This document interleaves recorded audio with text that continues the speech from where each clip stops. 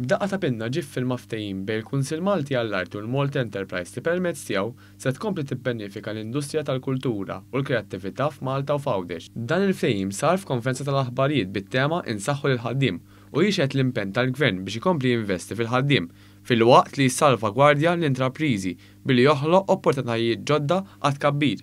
Dan il-ftehim se jgħin lill-artisti b'taħriġ professjonali kontinwu u se jiffaċilita l-kontatt bejn il-partijiet interessati. Il-kap eżekuttiv tal-Malta Enterprise, Gerd Farrugia, spjega li b'dan il-ftehim is-settur qed jiġi rikonoxxut bħala pilastru intraprenditorjali b'saħħtu u li b'sinerġija mat-teknoloġija jista' jkun verament innovattiv. Iċ-Chairman Eżekuttiv tal-Kunsill Malti għall-Arti, Albert Marshall, saħaq li sħubija ġdida bħal din hija kruċjali biex tistimula l-tkabbir. Il-Ministru għall-Arti, José Herrera, qal li dan il-ftehim huwa importanti għall-artisti biex jiżviluppaw il-karriera tagħhom. Dan huwa MOU il-skop tiegħu huwa li ninvestu fil-ħaddiema ta' dan is-settur kulturali u kreattiv.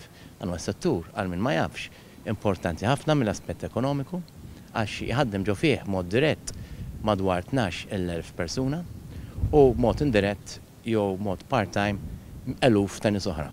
Il-Ministru għall-Intrapriża Mirjam Dalli saħqet li permezz ta' dan il-ftehim il-Gvern qiegħed jimpenja ruħu biex jisfrutta il-potenzjal tal-artisti. Nemnu li l-artisti f'pajjiżna għandhom il-potenzjal li jkunu imprendituri u allura rridu naċċertaw ruħna li ngħinu u nappoġġjaw dak is-sens imprenditorjali.